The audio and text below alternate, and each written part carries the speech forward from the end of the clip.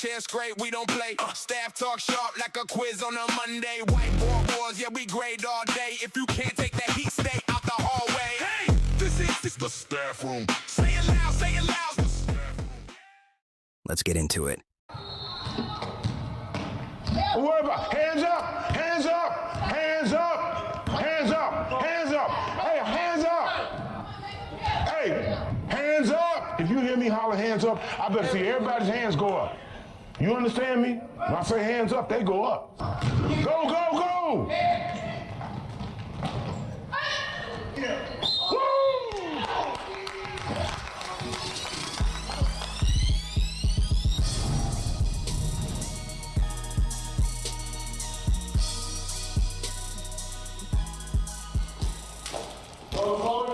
Hey, I want your feet together. That's the only way you gonna jump. Keep the feet up, keep the feet up. Feet up, straight, straight. Come on, Antonio. Come on, Montreal.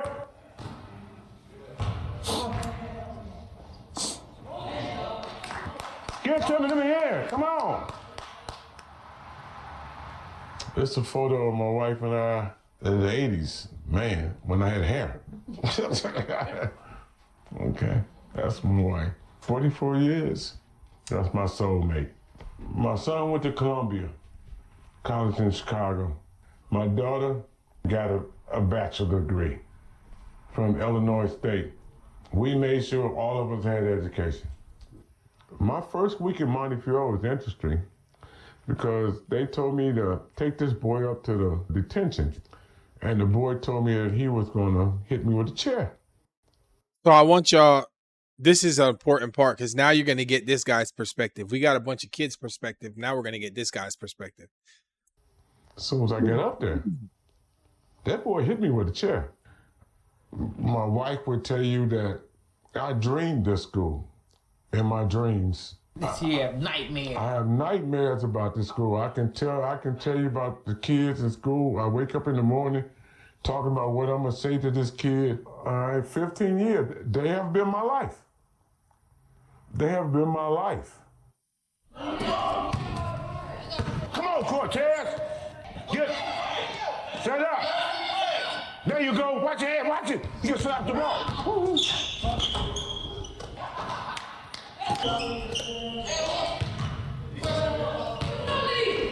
the ball all the time. Okay. 18. They starting to believe in themselves. They starting to believe in themselves. They starting to pull for each other. That's basically what we want. Let's go!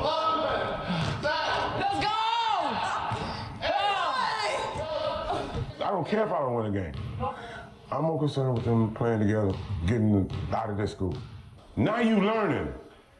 Now you learning what we trying to tell you to do. You did it right. Y'all finally learned how to play together. And that's what we want. I wanted to point out something real quick. He said he doesn't care if they win. He's more of them, more worried about them. I think he said graduating or something. The reason why those kids don't get that same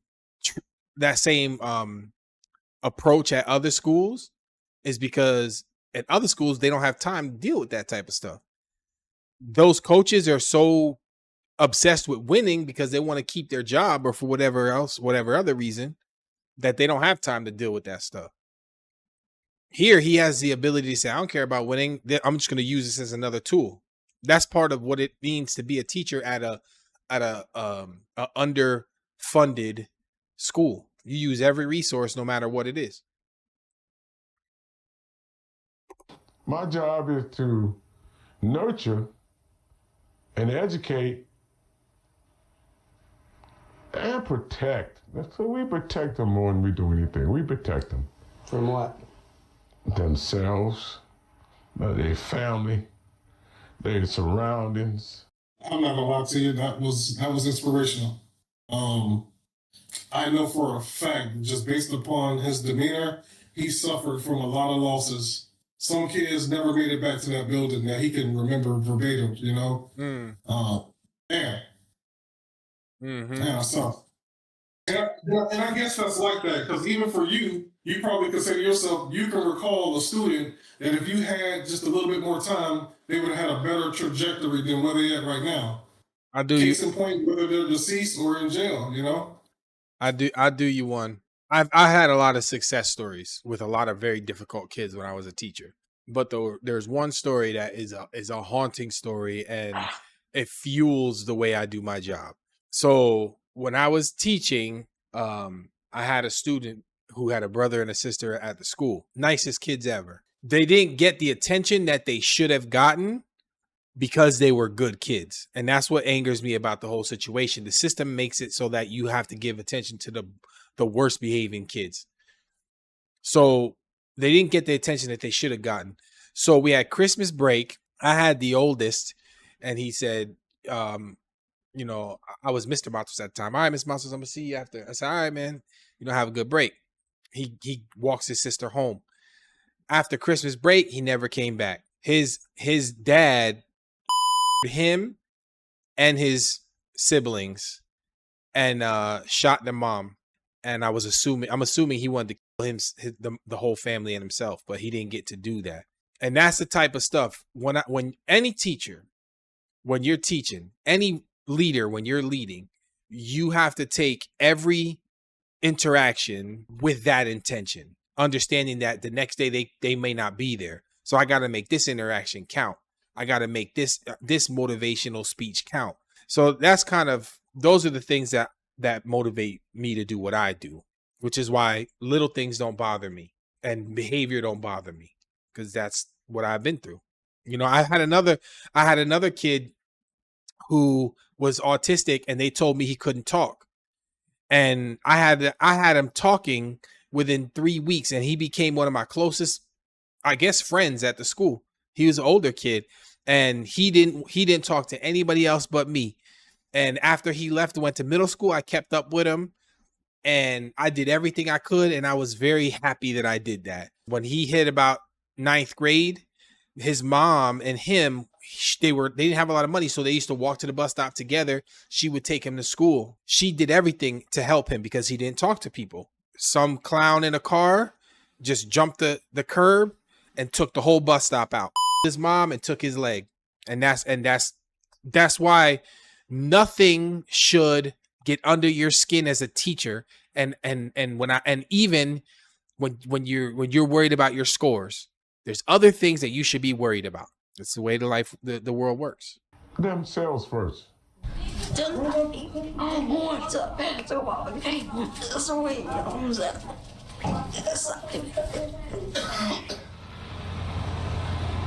See the planes landing? You ever seen the airport? You ain't never seen the airport either? We're going to see DePaul against Seton Hall.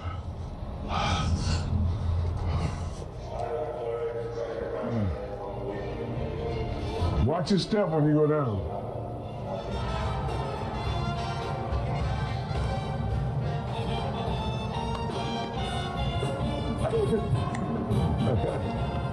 His first time at a game. Never. With special ed, but he never been to a basketball game. Let's tell you about all the DePaul players. That's not DePaul. Look. What? Cheerleaders. That's all you see, cheerleaders, huh? Which one? Oh, strong with the ponytail.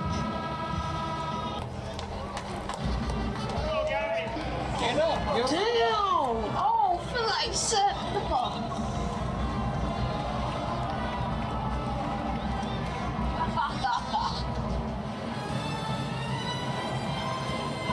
One, two, three. Go Cleveland!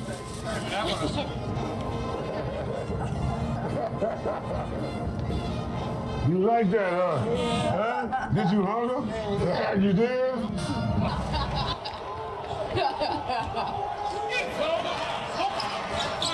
So what you been doing at home? Nothing. Keep your hands on the ball. Yeah! How old is your older sister? 12. I'm taking this as a few weeks in, right? That the coach wanted to do something memorable with the young man, right? I'm not. Apparently, you said before that his father is incarcerated. So again, he's trying to show him that there can be a better life to enjoy the finer things, or to enjoy going to a basketball game, being his mentor, right?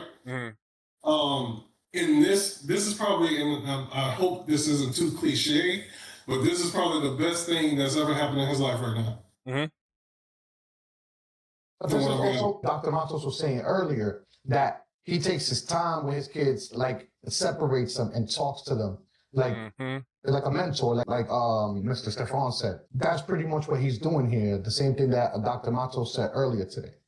And I also hope that this isn't for the cameras too. So and like I said, I think you're seeing the two sides from him. So one, obviously, he is the enforcer or the person that has to go through when the kids are misbehaving during the day, and then you have him as a coach. You see the two different sides of him. I think obviously he's either building a connection or he sees there's something missing with Spanky. So I think he would do that for any of his team, but you can see what he's about when he's coaching. It's a team effort, and he wants to get the kids out there, making sure they could turn around and be a positive influence. You see he's did it with his own kids, and now he's doing it with his kids at school. You're all correct. But what I want to point out is this is why people say teachers don't get paid enough. What he's doing right now is a strategy.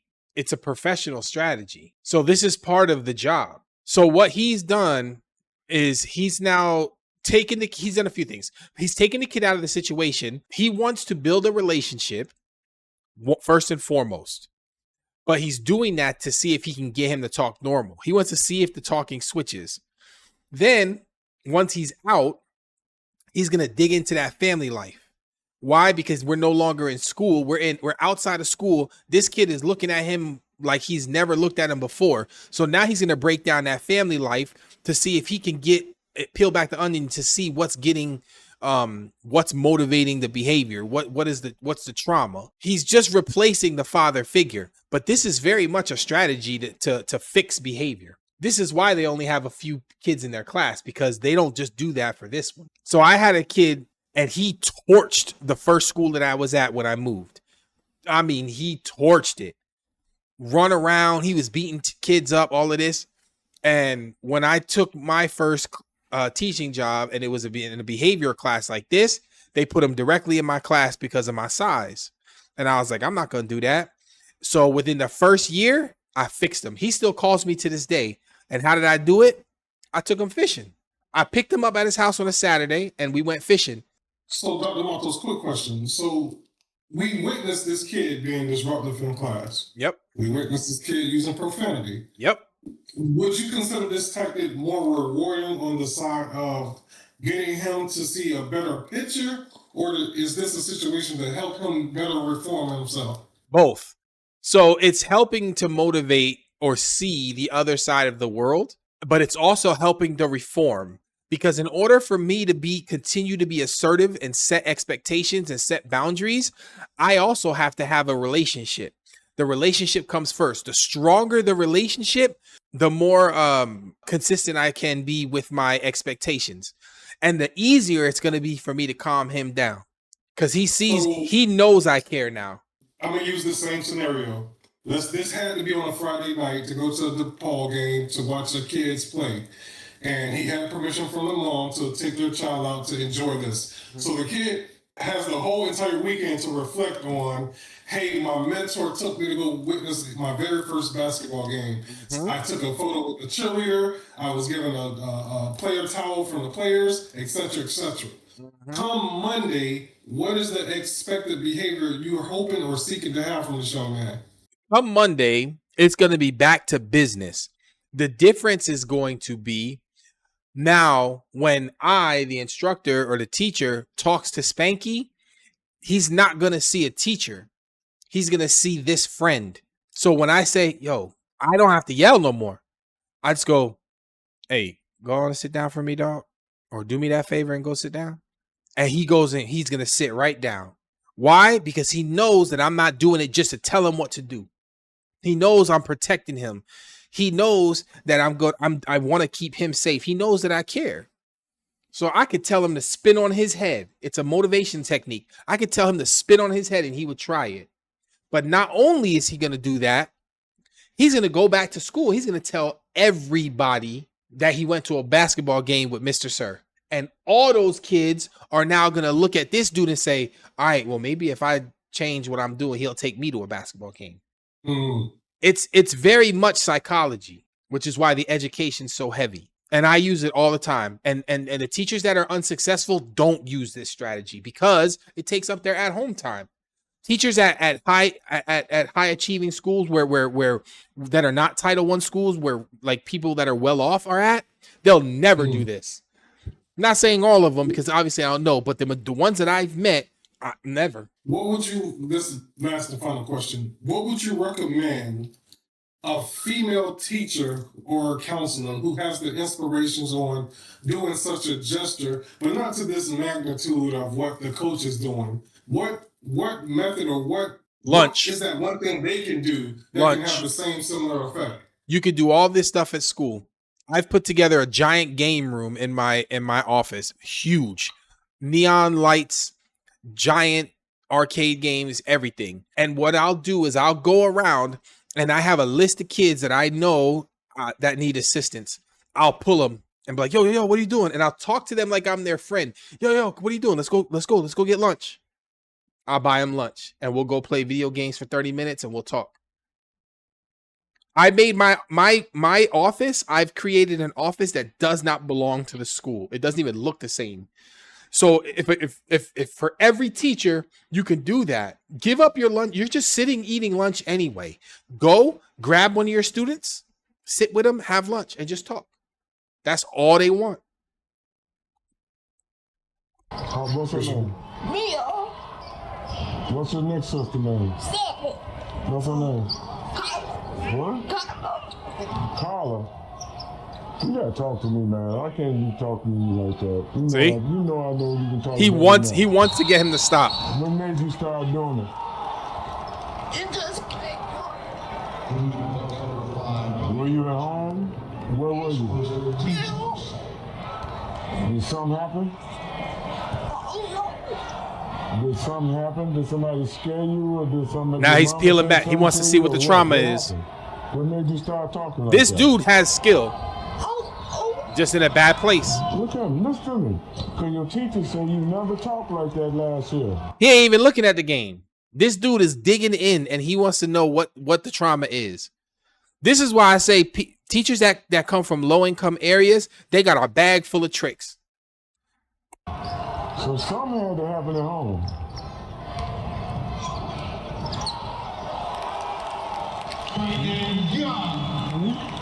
You know, you just don't want to say, right? And there's the shutdown. And now he's gonna come around. I ain't know where I was. There it is. You see how that works?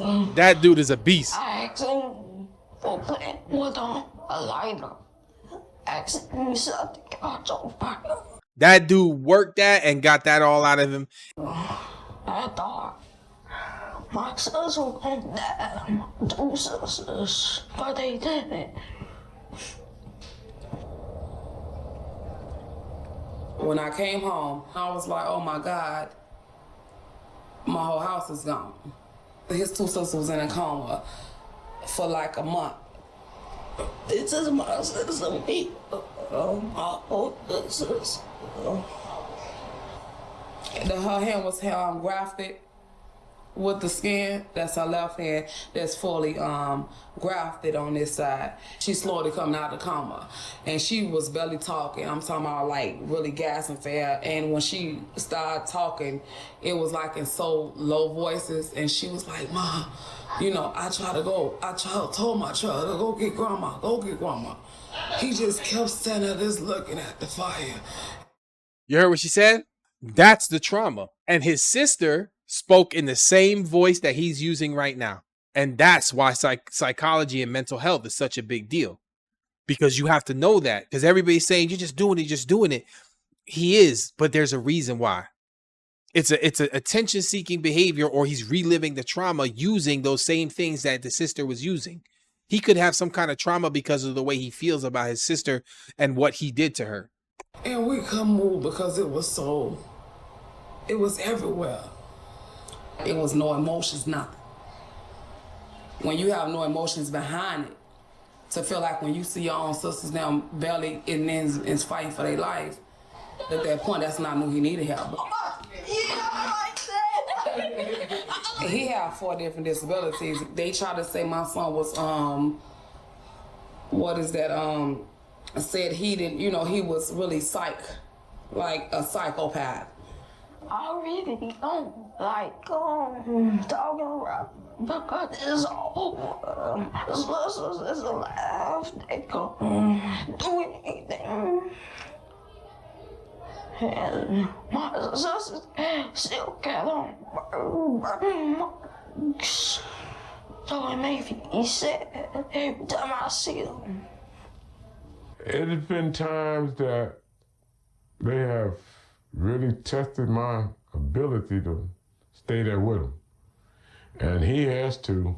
Montreal, he has issues. He has issues. But I cannot just sit and dwell on him because I got 5 other ones. I got another one who likes gangs, likes to shoot. I got another one who don't like his mama or something like that. I got another one that got 15 brothers and sisters. I have been to their house. I have brought their mamas to school. Okay? I have done everything I can do for those kids. Come on, Meeks. You don't know who they're coming to. You don't know who they're coming to. Ooh, you tried, didn't you? All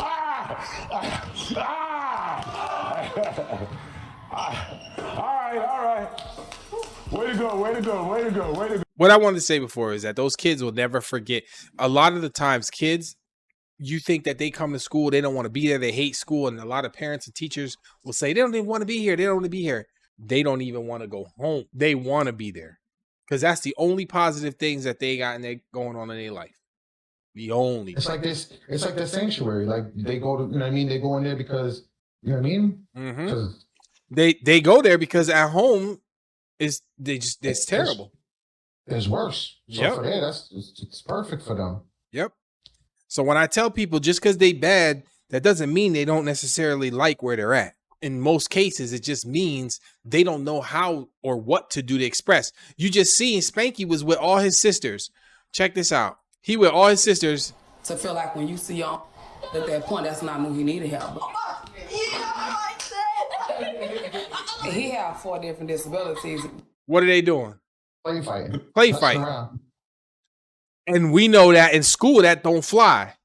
Nope. So she's smacking him. He's laughing. He's enjoying himself. He's going to go to school and do the same thing. And think that that's a behavior. One of 2 things. He's either going to think it's an acceptable behavior or that's what he's used to doing when he's joking around and playing. That's how he shows his affection to people. So that's where school has to step in and say, no, let me show you the real way. But then they go home and they get this stuff. Walk in, chest great, we don't play. Staff